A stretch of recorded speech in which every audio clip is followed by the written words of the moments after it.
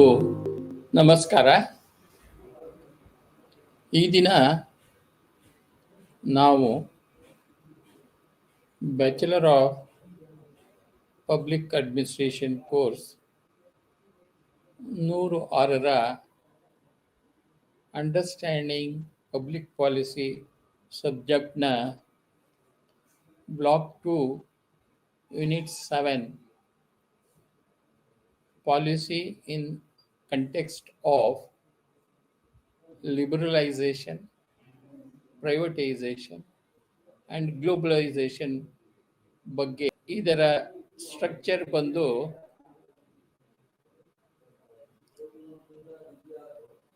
Objectives, introduction,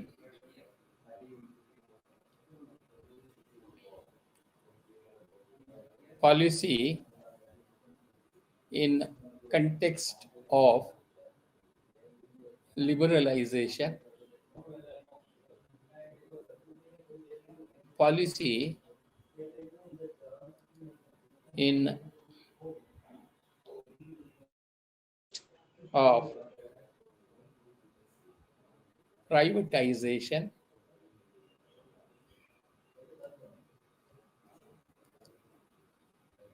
then policy in context of globalization.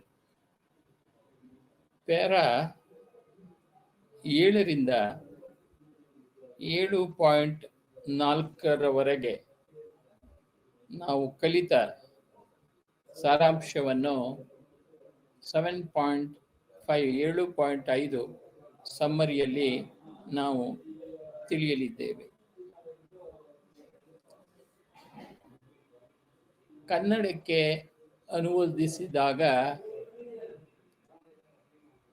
BPAC 106 ಸಾರ್ವಜನಿಕ ನೀತಿ ತಿಳುವಳಿಕೆ,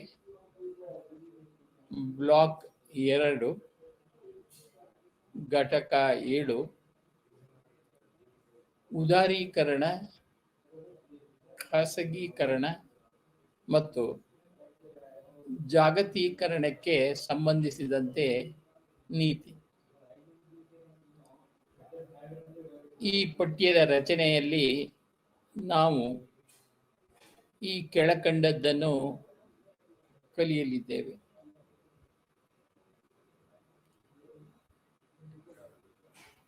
ಪಠ್ಯದ ಉದ್ದೇಶ, ಘಟಕದ ಪರಿಚಯ,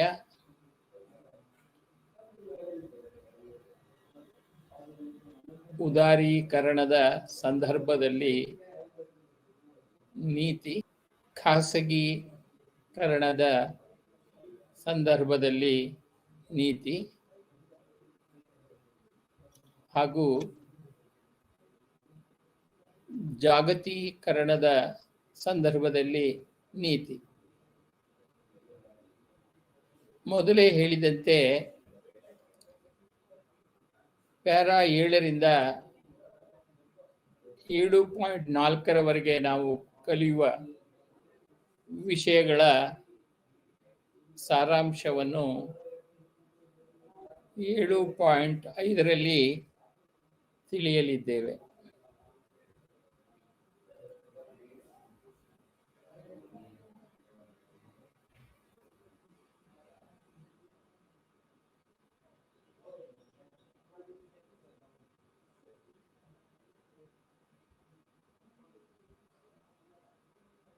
ಉದ್ದೇಶಗಳು. ಘಟಕ 7ರ ಪಠ್ಯದ ಉದ್ದೇಶಗಳನ್ನು ನಾವು ಇಲ್ಲಿ ಈ ಘಟಕದಲ್ಲಿ ಈ ಮೂಲಕ ರಾಷ್ಟ್ರೀಯ ನೀತಿ ಕಾರ್ಯಸೂಚಿಯಲ್ಲಿ ಉದಾರೀಕರಣ, ಖಾಸಗೀಕರಣ ಮತ್ತು ಜಾಗತೀಕರಣದ ಪ್ರಭಾವದ ವಿಶ್ಲೇಷಣೆಯನ್ನು ನಾವು ತಿಳಿಯಲಿದ್ದೇವೆ. ಇದರೊಂದಿಗೆ ವಿಶ್ವ ಆರ್ಥಿಕ ಪುನರ್ರಚನೆಯ ನಿರ್ಬಂಧಗಳ ಪರೀಕ್ಷೆಯನ್ನು ನಾವು ಮಾಡಲಿದ್ದೇವೆ.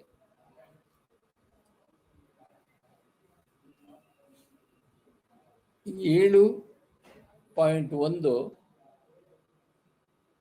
ಇಂಟ್ರಡಕ್ಷನ್ ಅಂದರೆ ಪರಿಚಯ.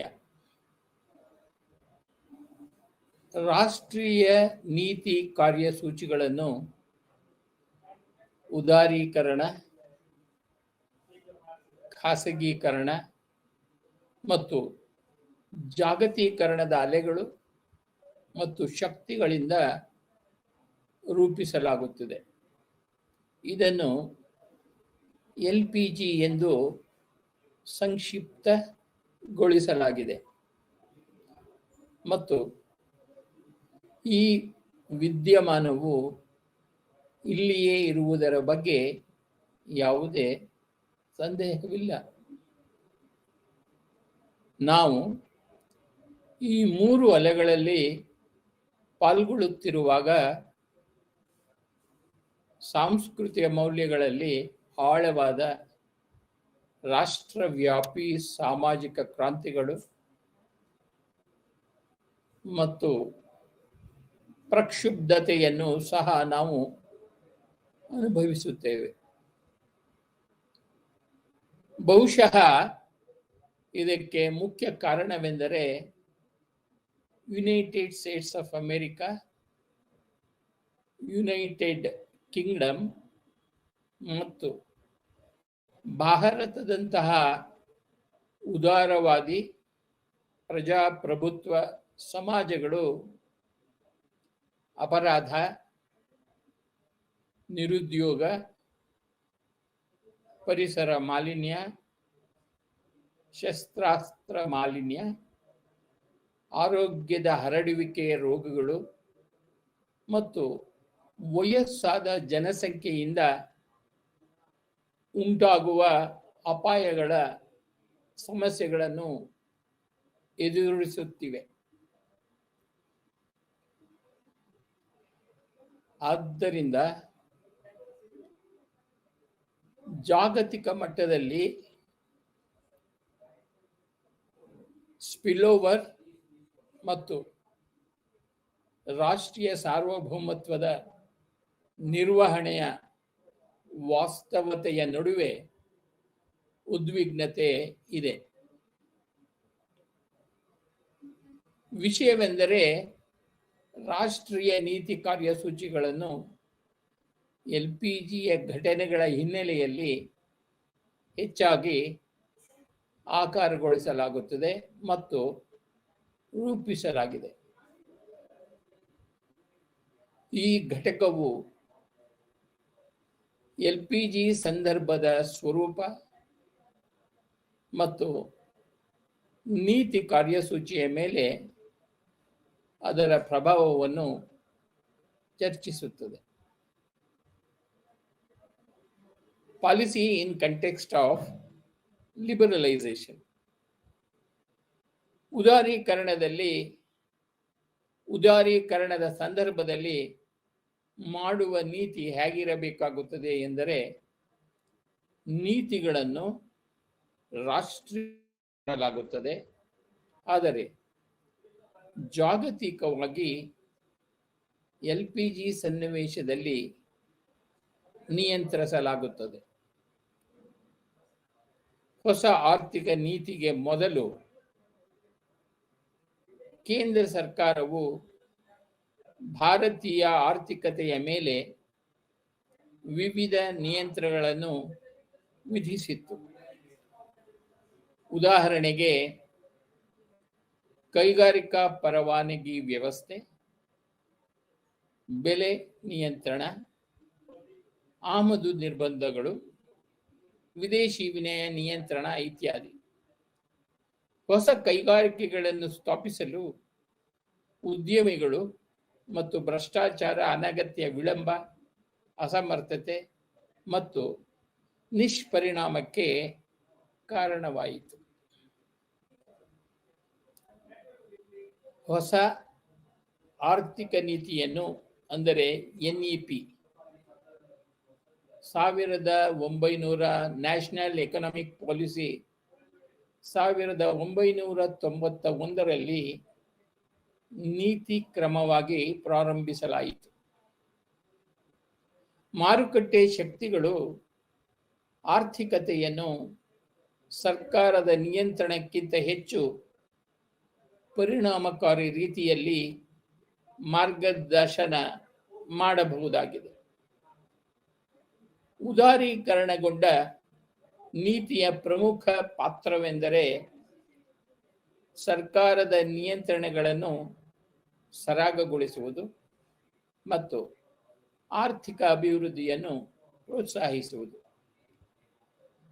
ಉದಾರೀಕರಣವನ್ನು ಕೆಲವು ಖಾಸಗಿ ವೈಯಕ್ತಿಕ ಉದ್ಯಮಗಳ ಮೇಲೆ ರಾಜ್ಯವು ಹೇಗೆ ಮಿತಿಗಳನ್ನು ಹೆಚ್ಚಿಸುತ್ತದೆ ಎಂಬುದರ ವಿಧಾನವೆಂದು ಪರಿಗಣಿಸಲಾಗುತ್ತದೆ. ಬೇರೆ ರೀತಿಯಲ್ಲಿ ಹೇಳುವುದಾದರೆ, ಈ ಮಿತಿಗಳನ್ನು ಕೊನೆಗೊಳಿಸುವುದು ಮತ್ತು ಆರ್ಥಿಕತೆಯ ಅನೇಕ ಕ್ಷೇತ್ರಗಳನ್ನು ತೆರೆಯುವುದು ಎಂದರ್ಥ. 1991ರಲ್ಲಿ ಭಾರತದಲ್ಲಿ ಉದಾರೀಕರಣ ನೀತಿಯನ್ನು ಪ್ರಾರಂಭಿಸುವುದರೊಂದಿಗೆ ಕಡಿಮೆ ನಿರ್ಬಂಧಗಳೊಂದಿಗೆ ವ್ಯಾಪಾರ ಸಂಸ್ಥೆಗಳನ್ನು ನಡೆಸಲು ಸರ್ಕಾರ ಖಾಸಗಿ ವಲಯದ ಸಂಸ್ಥೆಗಳನ್ನು ನಿಯಂತ್ರಿಸಿತು. ಅಭಿವೃದ್ಧಿ ಹೊಂದುತ್ತಿರುವ ದೇಶಗಳಿಗೆ ಉದಾರೀಕರಣವು ವಿದೇಶಿ ಕಂಪನಿಗಳು ಮತ್ತು ಹೂಡಿಕೆಗಳಿಗೆ ಆರ್ಥಿಕ ಗಡಿಗಳನ್ನು ತೆರೆಯಿತು. ಉದಾರೀಕರಣದ ಉದ್ದೇಶವು ಆ ನಿರ್ಬಂಧಗಳನ್ನು ಕೊನೆಗೊಳಿಸುವುದು. ಅವು ಆರ್ಥಿಕತೆಯ ಅಭಿವೃದ್ಧಿ ಮತ್ತು ಬೆಳವಣಿಗೆಯಲ್ಲಿ ಅಡೆತಡೆಗಳಾಗಿವೆ. ಸರ್ಕಾರದ ನಿಯಂತ್ರಣವನ್ನು ಸಡಿಲಗೊಳಿಸುವುದು ಅಥವಾ ವಿವಿಧ ವ್ಯಾಪಾರ ವಿಷಯಗಳು ಮತ್ತು ಕೈಗಾರಿಕೆಗಳ ಮೇಲೆ ಸರ್ಕಾರದ ನಿರ್ಬಂಧಗಳನ್ನು ಕಡಿಮೆ ಮಾಡುವುದು ಉದಾರೀಕರಣ ಮತ್ತು ಉದಾರೀಕರಣದ ನೀತಿಯ ಉದ್ದೇಶಗಳನ್ನು ಚಿತ್ರಿಸುತ್ತದೆ. Objectives of liberalization policy. ಉದಾರೀಕರಣದ ನೀತಿಯ ಉದ್ದೇಶಗಳು ಯಾವ್ಯಾವು ಅಂದರೆ, ಉದಾರೀಕರಣ ನೀತಿಯ ಕೆಲವು ಪ್ರಮುಖ ಗುರಿಗಳನ್ನು ಹೆಚ್ಚಿಸುವುದು, ಯಂತ್ರಿತ ಆಮದು ಮತ್ತು ರಫ್ತು ಹೊಂದಿರುವ ಇತರ ದೇಶಗಳೊಂದಿಗೆ ವಿದೇಶಿ ವ್ಯಾಪಾರವನ್ನು ಪ್ರೋತ್ಸಾಹಿಸುವುದು, ವಿದೇಶಿ ಬಂಡವಾಳ ಮತ್ತು ತಂತ್ರಜ್ಞಾನವನ್ನು ಹೆಚ್ಚಿಸುವುದು, ದೇಶದ ಜಾಗತಿಕ ಮಾರುಕಟ್ಟೆ ಗಡಿನಾಡುಗಳನ್ನು ವಿಸ್ತರಿಸುವುದು ಮತ್ತು ದೇಶದ ಸಾಲದ ಹೊರೆ ಕಡಿಮೆಗೊಳಿಸುವ ಪ್ರಯತ್ನ ಮಾಡುವುದು. ಈ ನೀತಿಯ ಪ್ರಾಥಮಿಕ ಉದ್ದೇಶವೆಂದರೆ ಭಾರತದ ಆರ್ಥಿಕತೆಯು ವಿಶ್ವದ ಅತಿ ದೊಡ್ಡ ಆರ್ಥಿಕತೆಗಳೊಂದಿಗೆ ಹೊಂದಿಕೆಯಾಗಲು ಸಹಾಯ ಮಾಡುವ ಸಾಮರ್ಥ್ಯಗಳನ್ನು ಹೊಂದಿರುವ ಜಗತ್ತಿನಲ್ಲಿ ವೇಗವಾಗಿ ಅಭಿವೃದ್ಧಿ ಹೊಂದುತ್ತಿರುವ ಆರ್ಥಿಕತೆಯನ್ನಾಗಿ ಮಾಡುವುದು. ಈಗಾಗಲೇ ಹೇಳಿದಂತೆ ಉದಾರೀಕರಣ ನೀತಿಗಳಲ್ಲಿ ಸರ್ಕಾರಿ ಸಂಸ್ಥೆಗಳು ಮತ್ತು ಸ್ವತ್ತುಗಳು ಭಾಗಶಃ ಅಥವಾ ಪೂರ್ಣ ಖಾಸಗೀಕರಣ, ಹೆಚ್ಚಿನ ಕಾರ್ಮಿಕ ಮಾರುಕಟ್ಟೆಯ ನಮ್ಯತೆ, ವ್ಯವಹಾರಕ್ಕಾಗಿ ಕಡಿಮೆ ತೆರಿಗೆ ದರಗಳು, ದೇಶೀಯ ಮತ್ತು ವಿದೇಶಿ ರಾಜಧಾನಿಗಳ ಮೇಲೆ ಕಡಿಮೆ ನಿರ್ಬಂಧ ಹಾಗೂ ಮುಕ್ತ ಮಾರುಕಟ್ಟೆಗಳು ಸೇರಿವೆ. 7.3 policy in context of privatisation 7.3 ಖಾಸಗೀಕರಣದ ಸಂದರ್ಭದಲ್ಲಿ ನೀತಿ. ದೇಶದ ಆರ್ಥಿಕತೆಯ ಪುಷ್ಟೀಕರಣದ ಕಡೆಗೆ ಖಾಸಗಿ ವಲಯದ ಮಹತ್ವ ಮತ್ತು ಕೊಡುಗೆಯನ್ನು ಕಡೆಗಣಿಸುವುದು ತಪ್ಪಾಗುತ್ತದೆ. ಸಾರ್ವಜನಿಕ ನೀತಿಯು ಗುರಿ ಮತ್ತು ಉದ್ದೇಶಗಳ ವ್ಯಾಪಕ ವರ್ಣಪಟಲಗಳನ್ನು ಒಳಗೊಂಡಿದೆ. ಇದು ಸಾರ್ವಜನಿಕ ಕಾರ್ಯಗಳನ್ನು ನಿರ್ವಹಿಸಲು ಖಾಸಗಿ ಸಂಸ್ಥೆಗಳನ್ನು ನಿಯಂತ್ರಿಸುವ ನೀತಿ ಒಳಗೊಂಡಿವೆ.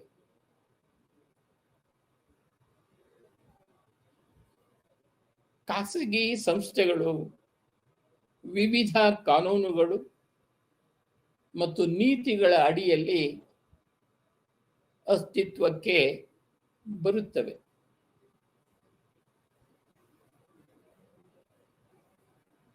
ಸರ್ಕಾರಿ ಕಂಪನಿಗಳನ್ನು ಎರಡು ರೀತಿಯಲ್ಲಿ ಖಾಸಗಿ ಕಂಪನಿಗಳನ್ನಾಗಿ ಪರಿವರ್ತಿಸಬಹುದು. ಮೊದಲನೆಯದು ಬೈ ಡಿಸ್ಇನ್ವೆಸ್ಟ್ಮೆಂಟ್, ಅಂದರೆ ಹೂಡಿಕೆ ಮಾಡುವ ಮೂಲ. ಎರಡನೆಯದು by withdrawal of governmental ownership and management of public sector companies, ಅಂದರೆ ಸರ್ಕಾರಿ ಮಾಲೀಕತ್ವವನ್ನು ಹಿಂತೆಗೆದುಕೊಳ್ಳುವ ಮೂಲಕ ಮತ್ತು ಸಾರ್ವಜನಿಕ ವಲಯದ ಕಂಪನಿಗಳ ನಿರ್ವಹಣೆಯನ್ನು ಹಿಂತೆಗೆದುಕೊಳ್ಳುವ ಮೂಲಕ ಉತ್ಪಾದಕ ಸ್ವತ್ತುಗಳ 100% ಸರ್ಕಾರಿ ಮಾಲೀಕತ್ವವನ್ನು ಖಾಸಗಿ ವಲಯದ ವ್ಯಕ್ತಿಗಳಿಗೆ ವರ್ಗಾಯಿಸಿದಾಗ ಕಾಯ್ದೆಯನ್ನು ನಿರಾಕರಿಸುವುದು ಎಂದು ಕರೆಯಲಾಗುತ್ತದೆ. ಖಾಸಗಿ ವಲಯವು 50% ಹೆಚ್ಚಿನದನ್ನು ಹೊಂದಿರುವಾಗ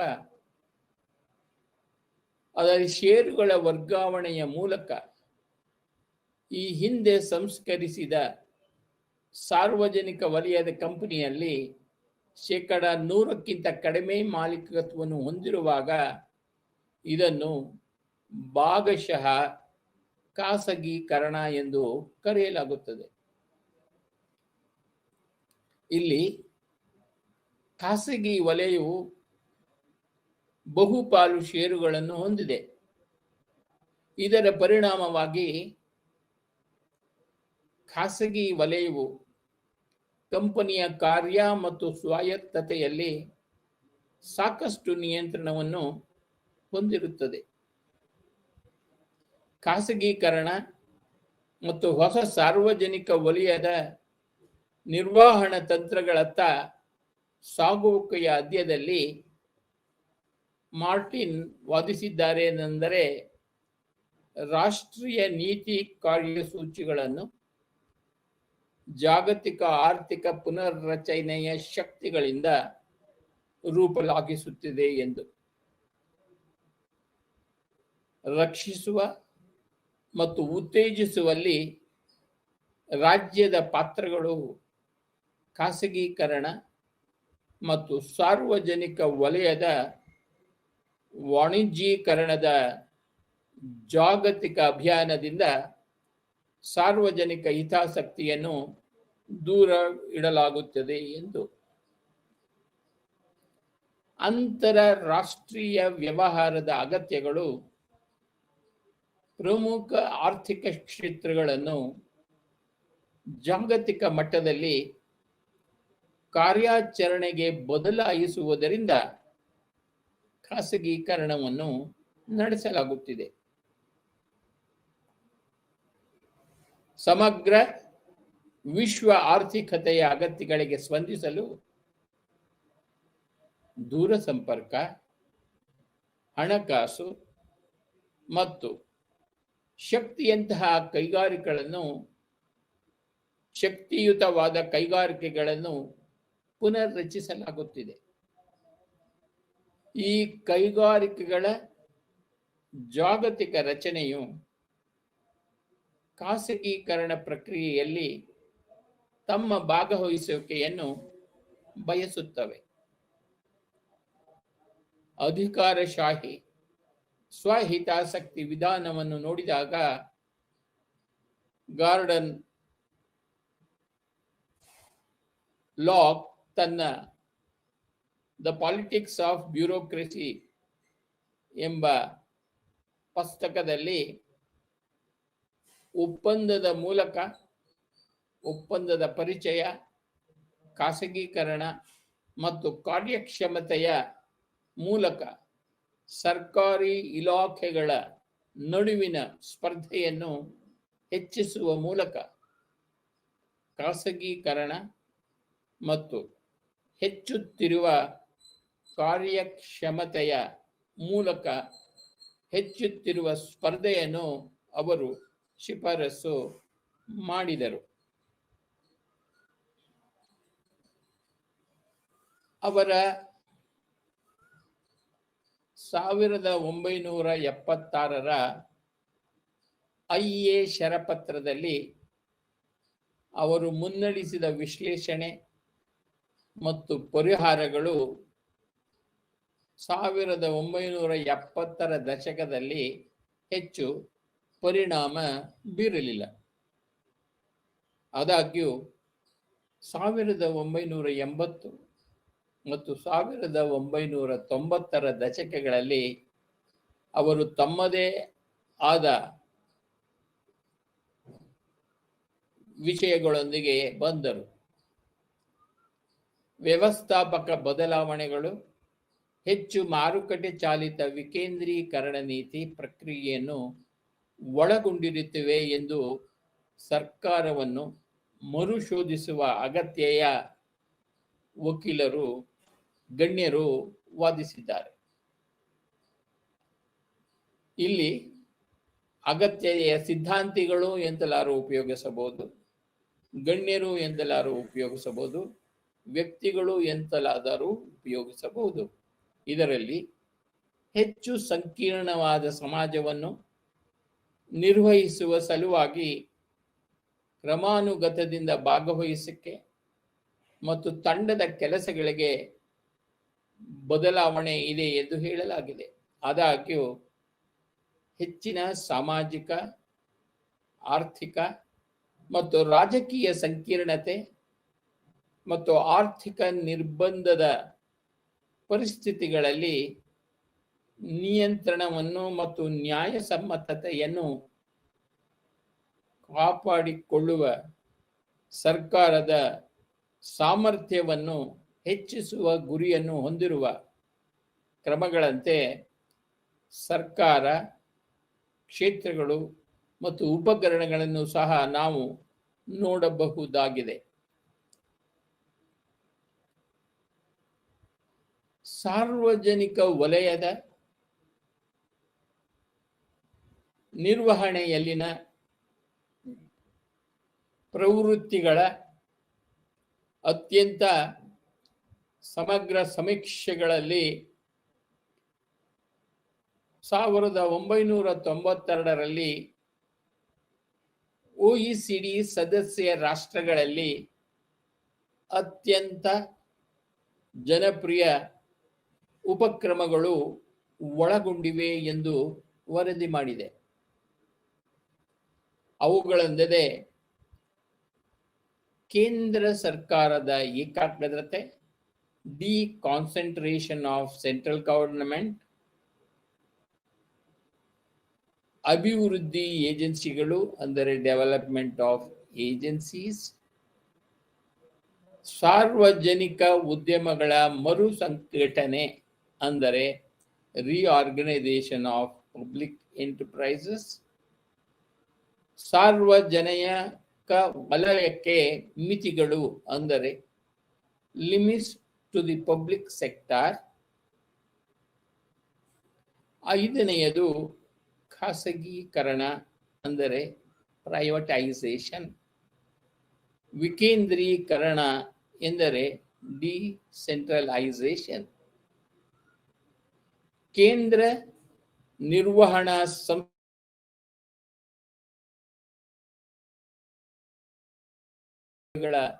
ನಾಗರಿಕರಿಗೆ ಹತ್ತಿರದಲ್ಲಿದೆ ಎಂದು ಹೇಳಿದ್ದಾರೆ.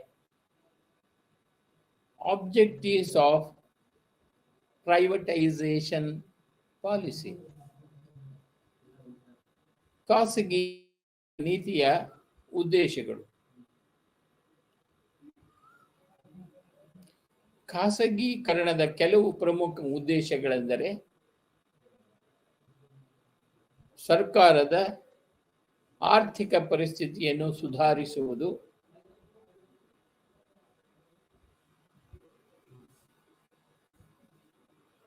ಸಾರ್ವಜನಿಕ ವಲಯದ ಕಂಪನಿಗಳ ಕೆಲಸದ ಹೊರೆ ಕಡಿಮೆ ಮಾಡುವುದು,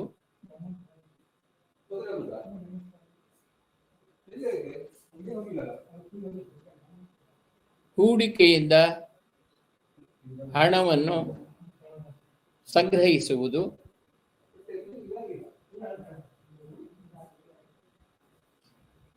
ಸರ್ಕಾರಿ ಸಂಸ್ಥೆಗಳ ದಕ್ಷತೆಯನ್ನು ಹೆಚ್ಚಿಸುವುದು, ಗ್ರಾಹಕರಿಗೆ ಮತ್ತು ಸುಧಾರಿತ ಸರಕು ಮತ್ತು ಸೇವೆಗಳನ್ನು ಒದಗಿಸುವುದು ಹಾಗೂ ಸಮಾಜದಲ್ಲಿ ಆರೋಗ್ಯಕರ ಸ್ಪರ್ಧೆಯನ್ನು ರಚಿಸುವುದು. ಏಳನೆಯದಾಗಿ ಭಾರತದಲ್ಲಿ ವಿದೇಶಿ ನೇರ ಹೂಡಿಕೆಗಳನ್ನು ಪ್ರೋತ್ಸಾಹಿಸುವುದು ಅಂದರೆ FDI, foreign D investment.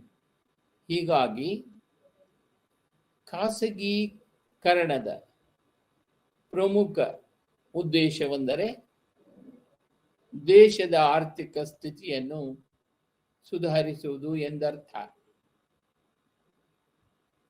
7.4 policy in context of globalisation.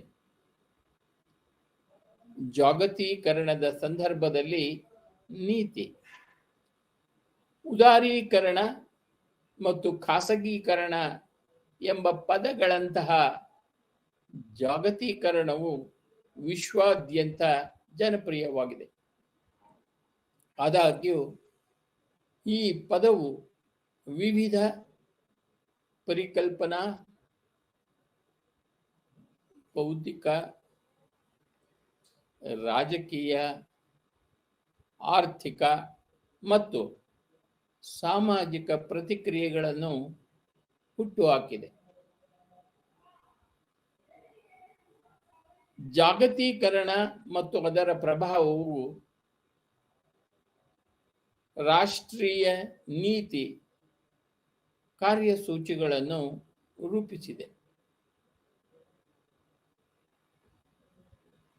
ಕೆಲವು ವಿದ್ವಾಂಸರು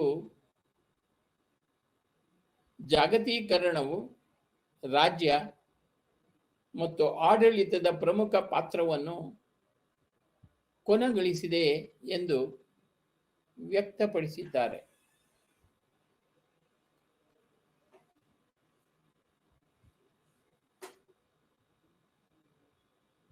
ಮೀನಿಂಗ್ ಆಫ್ ಗ್ಲೋಬಲೈಸೇಷನ್. ಜಾಗತೀಕರಣದ ಅರ್ಥ. ಜಾಗತೀಕರಣ ಎಂಬ ಪದವು ಯಾವುದೇ ಪ್ರಾದೇಶಿಕ ಗಡಿಗಳನ್ನು ಗುರುತಿಸುವುದಿಲ್ಲ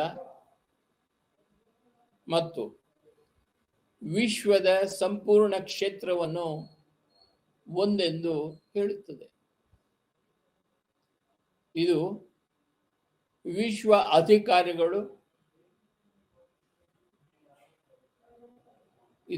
ವಿಶ್ವ ಅಧಿಕಾರಗಳು, ಆರ್ಥಿಕ ವ್ಯವಸ್ಥೆಗಳು ಮತ್ತು ಆಡಳಿತಾತ್ಮಕ ಅಭ್ಯಾಸಗಳ ಏಕೀಕರಣ ಮತ್ತು ಒಮ್ಮುಖವನ್ನು ಸೂಚಿಸುತ್ತದೆ.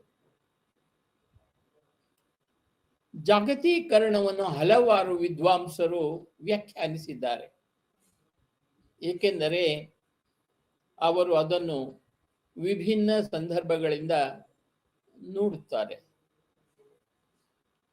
ಅರ್ಥಶಾಸ್ತ್ರಜ್ಞರಿಗೆ ಜಾಗತೀಕರಣವು ಸಂಪೂರ್ಣ ಸಂಯೋಜಿತ ವಿಶ್ವ ಮಾರುಕಟ್ಟೆಯತ್ತ ಮುಂದುವರಿದ ಹೆಜ್ಜೆಯಾಗಿದೆ. ರಾಜಕೀಯ ವಿಜ್ಞಾನಿಗಳು ಜಾಗತೀಕರಣವನ್ನು ಅತೀಂದ್ರಿಯ ಮತ್ತು ಜಾಗತಿಕ ಆಡಳಿತ ಸಂಸ್ಥೆಗಳೊಂದಿಗೆ ಹೊಸ ವಿಶ್ವ ಕ್ರಮವಾಗಿ ಪರಿಗಣಿಸುತ್ತಾರೆ. ವ್ಯಾಪಾರ ವಿದ್ವಾಂಸರು ಇದನ್ನು ಗಡಿರಹಿತ ಜಗತ್ತಿನಲ್ಲಿ ಅನಿಯಮಿತ ಅವಕಾಶಗಳಿಗಾಗಿ ನೋಡುತ್ತಾರೆ. ಇತರರು ಜಾಗತೀಕರಣವನ್ನು ಖಾಸಗಿ ವಲಯದ ನಿರ್ಗಮಗಳಿಂದ ಮಾತ್ರ ನಡೆಸುವ ವಿದ್ಯಮಾನವನ್ನಾಗಿ ನೋಡುತ್ತಾರೆ. ಸಾಮಾನ್ಯವಾಗಿ ಜಾಗತೀಕರಣವನ್ನು ಹೀಗೆ ನೋಡಲಾಗುತ್ತದೆ: ದೇಶಗಳ ನಡುವಿನ ಅಡೆತಡೆಗಳನ್ನು ಕಡಿಮೆ ಮಾಡುವ ಮತ್ತು ಆರ್ಥಿಕ, ರಾಜಕೀಯ ಮತ್ತು ಸಾಮಾಜಿಕ ಸಂವಹನವನ್ನು ಪ್ರೋತ್ಸಾಹಿಸುವ ಪ್ರಕ್ರಿಯೆ ಇದಾಗಿದೆ. ಇದು ಜೀವಂತ ಮಾನದಂಡಗಳ ಬಗ್ಗೆ ಜ್ಞಾನವನ್ನು ಹಂಚಿಕೊಳ್ಳಲು ಎಲ್ಲೆಡೆ ಜನರ ಸಾಮರ್ಥ್ಯವನ್ನು ಹೆಚ್ಚಿಸುತ್ತದೆ. ಜಾಗತೀಕರಣವು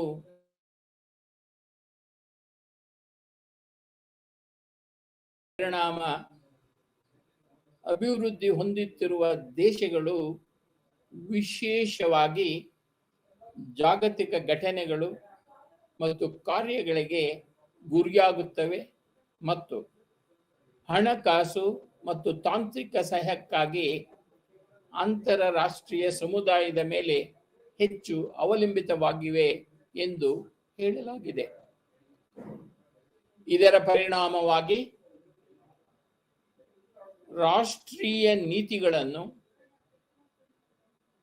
ಜಾಗತಿಕ ಸಮಸ್ಯೆಗಳೊಂದಿಗೆ ಜೋಡಿಸಲಾಗುತ್ತಿದೆ.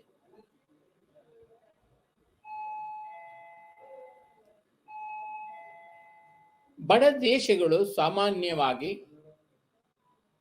ದುರ್ಬಲವಾದ ರಾಜಕೀಯ ಮತ್ತು ಹೊಣೆಗಾರಿಕೆಯ ದುರ್ಬಲ ವ್ಯವಸ್ಥೆಗಳನ್ನು ಹೊಂದಿರುವುದರಿಂದ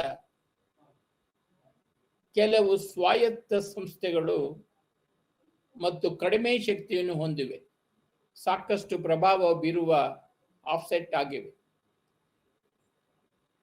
ರಾಜಕೀಯ ವ್ಯವಸ್ಥೆಯ ಗಡಿಗಳು, ಹೊರಗಿನ ಒತ್ತಡಗಳು ಮತ್ತು ಪ್ರಭಾವಗಳಿಗೆ ಇನ್ನು ಮುಂದೆ ಅಗ್ರಾಹ್ಯವಲ್ಲ. ಸಾರ್ವಜನಿಕ ನೀತಿ ಈಗ ವಿಶ್ವ ವ್ಯವಸ್ಥೆಯಲ್ಲಿ ಮತ್ತು ರಾಷ್ಟ್ರೀಯ ರಾಜಕೀಯ ವ್ಯವಸ್ಥೆಗಳಲ್ಲಿ ನಡೆಯುತ್ತದೆ. ಪರಸ್ಪರ ಅವಲಂಬನೆಯು ಹೆಚ್ಚುತ್ತಿರುವ ಸಂಬಂಧಗಳ ಪರಿಣಾಮವಾಗಿ ಜಗತ್ತು ಒಂದೇ ಸಾಮಾಜಿಕ ವ್ಯವಸ್ಥೆಯಾಗಿ ಮಾರ್ಪಟ್ಟಿದೆ. ವಿಷಯವೇನೆಂದರೆ, ಜಾಗತಿಕ ಪರಿಸರದ ಭಾಗವಾಗಲು ಅನುಕರಿಸಲು ಪ್ರಯತ್ನಿಸುತ್ತಾರೆ. ಜಾಗತೀಕರಣದೊಂದಿಗೆ ರಾಷ್ಟ್ರ, ರಾಜ್ಯ ಮತ್ತು ಇತರ ದೇಶಗಳ ನಡುವೆ ಹೆಚ್ಚಿನ ಪರಸ್ಪರ ಕ್ರಿಯೆಯ ವ್ಯಾಪ್ತಿ ಇದೆ. ಒಂದು ರಾಷ್ಟ್ರ, ರಾಜ್ಯವು ಈಗ 20ನೇ ಶತಮಾನದ ದ್ವಿತೀಯಾರ್ಧದಲ್ಲಿರುವುದಕ್ಕಿಂತ ನೀತಿ ಕಾರ್ಯಸೂಚಿಯಲ್ಲಿ ಕಡಿಮೆ ನಿಯಂತ್ರಣವನ್ನು ಚಲಾಯಿಸಲು ಬಂದಿವೆ. ರಾಷ್ಟ್ರೀಯ ದೃಷ್ಟಿಕೋನದಿಂದ ಇದರ ಅರ್ಥ ನೀತಿ ಕಾರ್ಯಸೂಚಿ ಜಾಗತಿಕವಾಗಿರಬಹುದು, ಆದರೆ ನೀತಿ ನಿರೂಪಣೆ ಮತ್ತು ಅನುಷ್ಠಾನವು ರಾಷ್ಟ್ರೀಯವಾಗಿ ಉಳಿದಿದೆ. ಹೀಗಾಗಿ ಹೊಸ ರೀತಿಯ ಅಂತರರಾಷ್ಟ್ರೀಯ ಕಂಪನಿಗಳು ರಾಷ್ಟ್ರೀಯ ಮತ್ತು ವಿಶ್ವ ಆರ್ಥಿಕತೆಗಳ ನಡುವಿನ ಪರಸ್ಪರ ಕ್ರಿಯೆಯ ಬಗ್ಗೆ ನಮಗೆ ತಿಳಿಸಲು ಅವಕಾಶ ಮಾಡಿಕೊಟ್ಟಿವೆ. ರಾಷ್ಟ್ರೀಯ ನೀತಿಗಳ ನಿರ್ಣಯದಲ್ಲಿ ವಿಶೇಷವಾಗಿ ಅಭಿವೃದ್ಧಿ ಹೊಂದುತ್ತಿರುವ ರಾಷ್ಟ್ರಗಳ ಬಗ್ಗೆ ಜಾಗತಿಕ ರಾಜಕಾರಣವು ಹೆಚ್ಚುವರಿ ಪಾತ್ರವನ್ನು ಹೊಂದಿದೆ.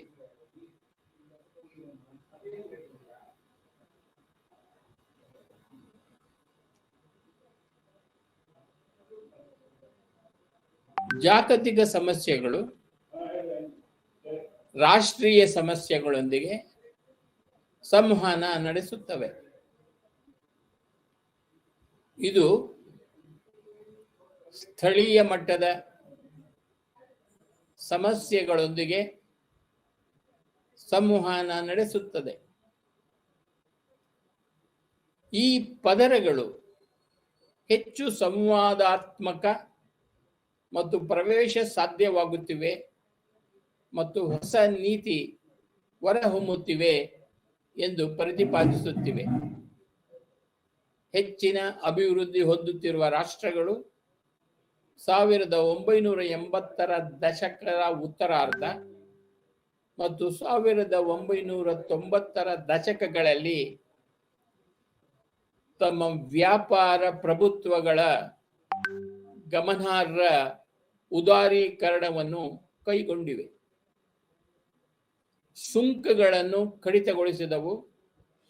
ವಿಶ್ವ ಬ್ಯಾಂಕ್ ಮತ್ತು ಯುರೋಪಿಯನ್ ದೇಶಗಳ ಒತ್ತಡದಲ್ಲಿ ಸಾರ್ವಜನಿಕ ಉದ್ಯಮಗಳನ್ನು ವ್ಯಾಪಾರ ಮಾಡಲು ಮತ್ತು ಖಾಸಗೀಕರಣಗೊಳಿಸುವುದಕ್ಕೆ ಸುಂಕೇತರ ಅಡೆತಡೆಗಳನ್ನು ಕಡಿಮೆ ಮಾಡಲಾಯಿತು ಎಂದು ಹೇಳಲಾಗಿದೆ. Globalisation implications for national policy agenda. ಜಾಗತೀಕರಣ ರಾಷ್ಟ್ರೀಯ ನೀತಿ ಕಾರ್ಯಸೂಚಿಗೆ ಪರಿಣಾಮಗಳು. ಇಂದು ಜಗತ್ತು ಉನ್ನತ ಮಟ್ಟದ ಜಾಗತೀಕರಣವನ್ನು ಅನುಭವಿಸುತ್ತಿದೆ ಮತ್ತು ಅದರ ಪ್ರಭಾವವನ್ನು ಸಹ ಅನುಭವಿಸುತ್ತಿದೆ. ಜಾಗತೀಕರಣವು ರಾಜಕೀಯ ಮತ್ತು ಸಮಾಜವನ್ನು ಪರಿವರ್ತಿಸಿದೆ.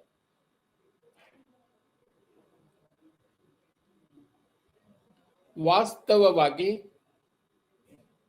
ಮೊದಲೇ ಚರ್ಚಿಸಿದಂತೆ ಜಾಗತೀಕರಣವು ಸಮಾಜಗಳು ಮತ್ತು ಅವುಗಳ ಆಡಳಿತ ವ್ಯವಸ್ಥೆಗಳಿಗೆ ಧನಾತ್ಮಕ ಮತ್ತು ಋಣಾತ್ಮಕ ಅಂದರೆ ನೆಗೆಟಿವ್ ಪರಿಣಾಮಗಳನ್ನು ಬೀರುತ್ತವೆ.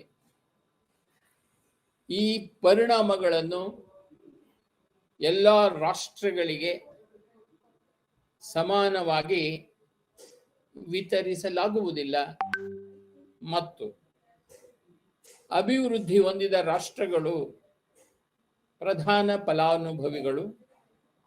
ಅಭಿವೃದ್ಧಿ ಹೊಂದುತ್ತಿರುವ ರಾಷ್ಟ್ರ ಅದರ ಪ್ರಯೋಜನಗಳ ಕನಿಷ್ಠ ಸ್ವೀಕರಿಸುವವರಾಗಿದ್ದಾವೆ. ಎರಡನೆಯದಾಗಿ, ರಾಜ್ಯದ ಕಾರ್ಯಗಳ ವಿಧಾನದಲ್ಲಿ ಬದಲಾವಣೆ ಇದೆ. ಟ್ರಾನ್ಸ್ವರ್ಲ್ಡ್ ಕಾರ್ಪೊರೇಷನ್ಗಳು ಆಳ್ವಿಕೆ ನಡೆಸುವ ಮಾರ್ಕೆಟ್ ಡ್ರಿವನ್ ಮತ್ತು ಕಾರ್ಪೊರೇಟ್ ಸ್ಟೇಟ್ಗೆ ತೆರಳುವ ರಾಜ್ಯ ಮತ್ತು ಸಾರ್ವಜನಿಕ ಆಡಳಿತದ ಜಾಗತಿಕ ರೂಪಾಂತರವಾಗಿವೆ. ಮಾರುಕಟ್ಟೆ ಚಾಲಿತ ರಾಜ್ಯವು ನಡೆಯುತ್ತಿದೆ ಮತ್ತು ಕಾರ್ಪೊರೇಟ್ ಬಂಡವಾಳಶಾಹಿಯ ಹಿತಾಸಕ್ತಿಗಳನ್ನು ಪೂರೈಸುತ್ತಿದೆ ಎಂದು ಆಗಾಗ್ಗೆ ವಾದಿಸಲಾಗುತ್ತದೆ. ಮೂರನೆಯದಾಗಿ, ಜಾಗತೀಕರಣವು ರಾಜ್ಯ ಸಾರ್ವಭೌಮತ್ವ, ರಾಷ್ಟ್ರೀಯ ಹಣಕಾಸು ನಿಧಿ ಅಂದರೆ IMF ಮತ್ತು ವಿಶ್ವ ವಾಣಿಜ್ಯ ಸಂಸ್ಥೆ ಅಂದರೆ WTO ನಂತಹ ಸೂಪರ್ ನ್ಯಾಷನಲ್ ಸಂಸ್ಥೆಗಳು ಮತ್ತು ಮಹಾಶಕ್ತಿಗಳ ಪ್ರಾಬಲ್ಯವಿರುವ ಇತರ ಅಂತರರಾಷ್ಟ್ರೀಯ ಸಂಸ್ಥೆಗಳ ಹೋಸ್ಟ್ ಯುನೈಟೆಡ್ ಸ್ಟೇಟ್ಸ್, ಯುರೋಪಿಯನ್ ಮತ್ತು ಟ್ರಾನ್ಸ್ವರ್ಲ್ಡ್ ಕಾರ್ಪೊರೇಷನ್ಗಳು ರಾಷ್ಟ್ರೀಯ ಹಿತಾಸಕ್ತಿಗಳಿಗೆ ವಿರುದ್ಧವಾಗಿ ಜಾಗತೀಕರಣ ನೇತೃತ್ವದ ನಿರ್ಧಾರಗಳನ್ನು ಅಳವಡಿಸಿಕೊಳ್ಳಲು ಸದಸ್ಯ ರಾಜ್ಯಗಳನ್ನು ಒತ್ತಾಯಿಸುತ್ತಿವೆ. ಜಾಗತಿಕ ಯುಗದಲ್ಲಿ ಗುರುತು ಒಬ್ಬ ವ್ಯಕ್ತಿಯಾಗುತ್ತದೆ.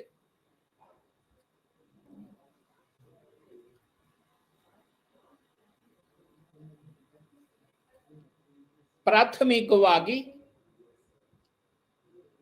ಜಾಗತೀಕರಣದ ಮಹಾಶಕ್ತಿಗಳ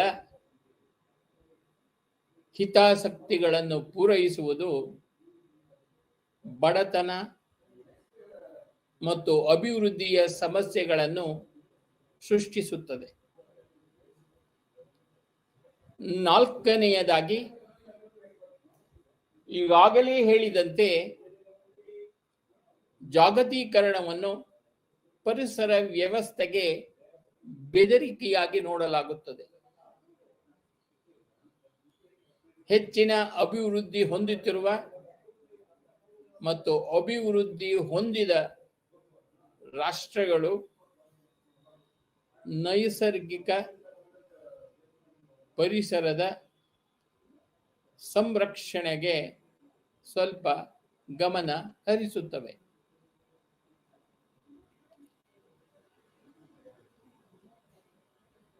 ಇತ್ತೀಚಿನ ದಶಕಗಳಲ್ಲಿ ಜಾಗತಿಕ ತಾಪಮಾನ ಏರಿಕೆಯ ಪ್ರಮಾಣವು ಹೆಚ್ಚಾಗಿದೆ. ಇದು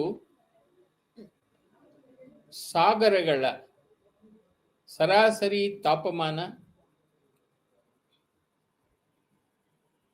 ಹಿಮನದಿಗಳ ಕುಸಿತ ಮತ್ತು ಹಿಮದ ಒದಗಿಕೆಗೆ ಕಾರಣವಾಗಿದೆ.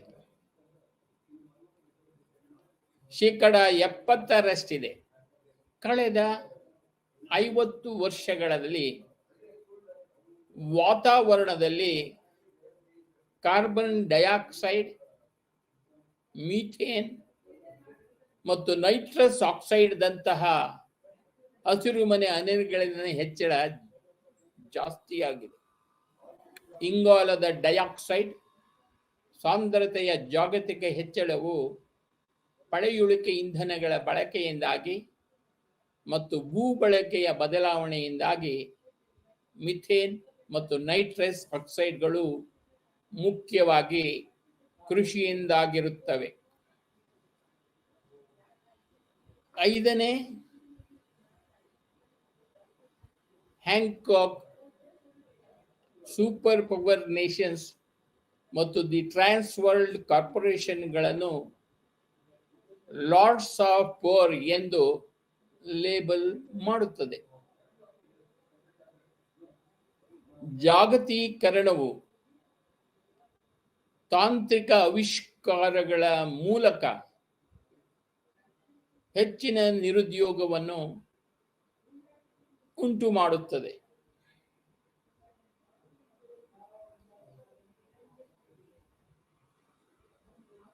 ತೆರಿಗೆ ಸಬ್ಸಿಡಿಗಳು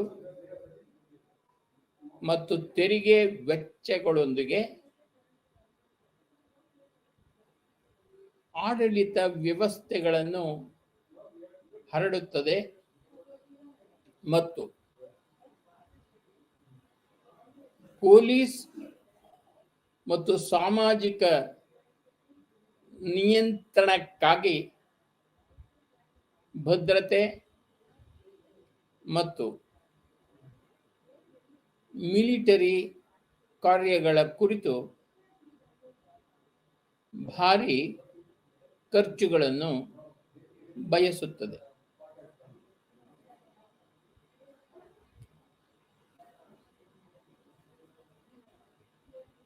ಇದರ ಫಲಿತಾಂಶವೆಂದರೆ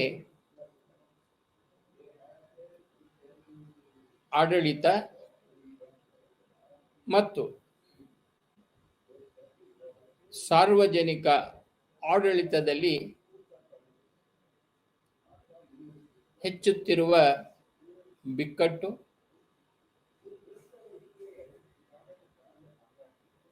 ಮತ್ತು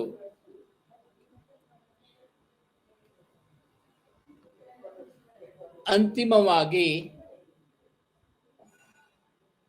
ಮನೆಯಲ್ಲಿ ಮತ್ತು ವಿಶ್ವಾದ್ಯಂತ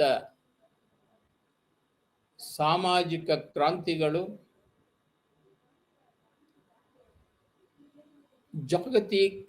ಜಾಗತೀಕರಣವು ಹೆಚ್ಚು ಯುದ್ಧವನ್ನು ಉಂಟು ಮಾಡುತ್ತವೆ ಎಂದು ಫರಾಜ್ಮನ್ ವಾದಿಸಿದ್ದಾರೆ.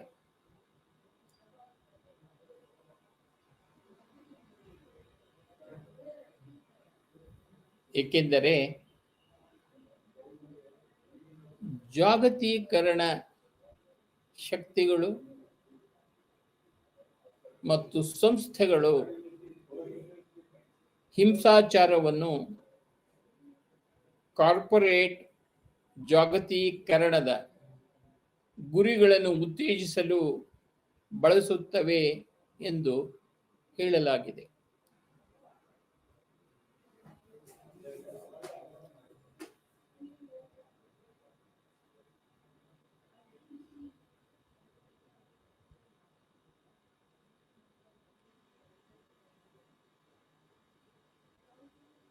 ಮತ್ತೊಂದೆಡೆ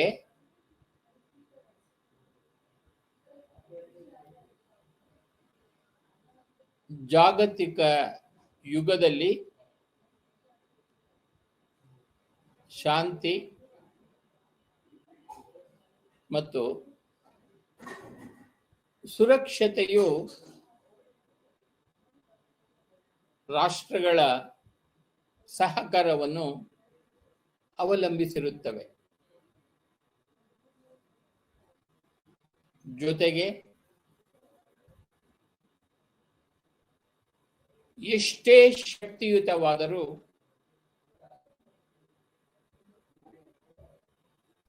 ಅದು ಎದುರಿಸುತ್ತಿರುವ ಸಮಸ್ಯೆಗಳನ್ನು ನಿಭಾಯಿಸುವುದಿಲ್ಲ ಎಂದು ಮಾನ್ಯತೆಯನ್ನು ಗಿಡನ್ಸ್ ಹೇಳುತ್ತಾರೆ. ಅವರು ಗಮನಿಸಿದಂತೆ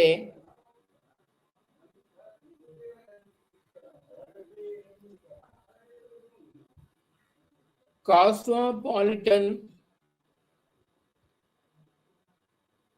ರಾಷ್ಟ್ರಗಳನ್ನು ರಚಿಸುವುದು ಒಟ್ಟಾರೆಯಾಗಿನ ಗುರುತು. ಆದರೆ ಅವರ ವೈವಿಧ್ಯತೆಯಲ್ಲಿ ಸಂತೋಷವಾಗುತ್ತದೆ ಹಾಗೂ ಪರಿಣಾಮಕಾರಿ ಅಂತರರಾಷ್ಟ್ರೀಯ ಕಾರ್ಯಸೂಚಿಯನ್ನು ಹೆಚ್ಚಿಸಲು ಮುಖ್ಯ ಮಾರ್ಗವಾಗಿದೆ.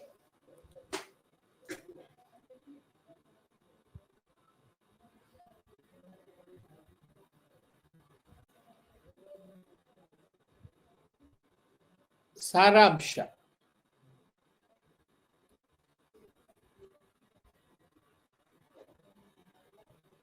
ಪ್ರಜಾಪ್ರಭುತ್ವ ರಾಷ್ಟ್ರಗಳನ್ನು ಅಭಿವೃದ್ಧಿಪಡಿಸುವಲ್ಲಿ ನೀತಿ ಕಾರ್ಯಸೂಚಿಗಳನ್ನು ಜಾಗತಿಕ ಶಕ್ತಿಗಳು ನಡೆಸುತ್ತವೆ ಎಂದು ಹೆಚ್ಚಾಗಿ ಭಾವಿಸಲಾಗಿದೆ.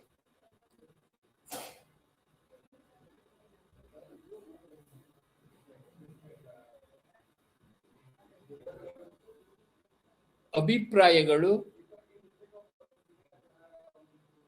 ಮತ್ತು ರಾಜಕೀಯ ಕಾರ್ಯತಂತ್ರಗಳನ್ನು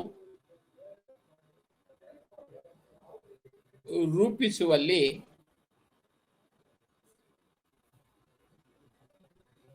ಆರ್ಥಿಕ ಮತ್ತು ಸಾಮಾಜಿಕ ಪರಿಸ್ಥಿತಿಗಳು ಪ್ರಮುಖ ಪಾತ್ರ ವಹಿಸುವ ಸಂದರ್ಭದಲ್ಲಿ ಸಮಸ್ಯೆಗಳು ಉದ್ಭವಿಸುತ್ತಿವೆ.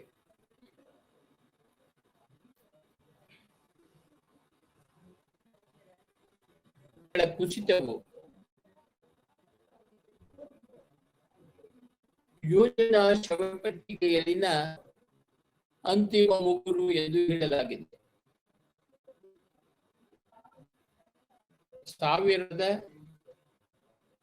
1990ರ ದಶಕದಿಂದ ಸುತ್ತಮುತ್ತಲಿನ ದೇಶಗಳು ಉದ್ವಿಗ್ನತೆ ಇದೆ. ಇದು ಜಾಗತಿಕ ಮಟ್ಟದಲ್ಲಿ ನಡೆಯುತ್ತಿದೆ ಮತ್ತು ರಾಷ್ಟ್ರೀಯ ಸಾರ್ವಭೌಮತ್ವದ ನಿರ್ವಹಣೆಯ ವಾಸ್ತವತೆಯನ್ನು ಹೇಳಬಹುದಾಗಿದೆ.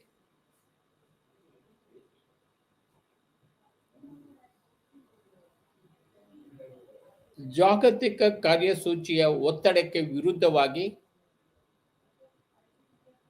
ದಿನನಿತ್ಯವೂ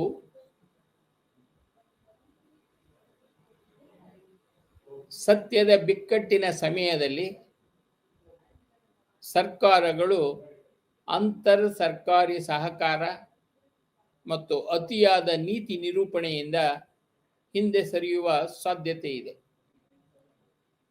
ಜಾಗತಿಕ ಸನ್ನಿವೇಶದಲ್ಲಿ ಸಾಮಾನ್ಯ ಸಮಸ್ಯೆಗಳು ಮತ್ತು ಸಮಸ್ಯೆಗಳನ್ನು ಅಂತಾರಾಷ್ಟ್ರೀಯ ದೃಷ್ಟಿಯಿಂದ ಹೆಚ್ಚು ಗುರುತಿಸಬಹುದಾಗಿದೆ. ಆದರೆ ನಿರ್ಧಾರ ತೆಗೆದುಕೊಳ್ಳುವುದು ಮತ್ತು ಅನುಷ್ಠಾನವು ಇನ್ನು ಹೆಚ್ಚಾಗಿ ರಾಜ್ಯಗಳಿಗೆ ಉಳಿದಿದೆ. ಜಾಗತಿಕ ಸಾಮಾಜಿಕ ಆರ್ಥಿಕ ಚೌಕಟ್ಟು ರಾಜ್ಯಗಳ ಸರ್ಕಾರಗಳು ಅನುಸರಿಸುವ ರಾಜಕೀಯ ಪ್ರಕ್ರಿಯೆಗಳು ಮತ್ತು ನೀತಿಗಳೊಂದಿಗೆ ಸಂವಹನ ನಡೆಸುತ್ತದೆ. ನೀತಿ ಕಾರ್ಯಕ್ಷಮತೆಯಲ್ಲಿ ರಾಜ್ಯಗಳ ಯಶಸ್ಸು ಜಾಗತಿಕ ನೀತಿ ಕಾಳಜಿಗಳ ಒಮ್ಮುಖದ ಹೊರತಾಗಿಯೂ ಭಿನ್ನವಾಗಿರುತ್ತವೆ. ಆದಾಗ್ಯೂ ಸ್ವಲ್ಪ ಸಮಯದವರೆಗೆ ವಿಶ್ವಾದ್ಯಂತ ಜಾಗತೀಕರಣದ ಕುಸಿತ ಕಂಡುಬರುತ್ತಿದೆ.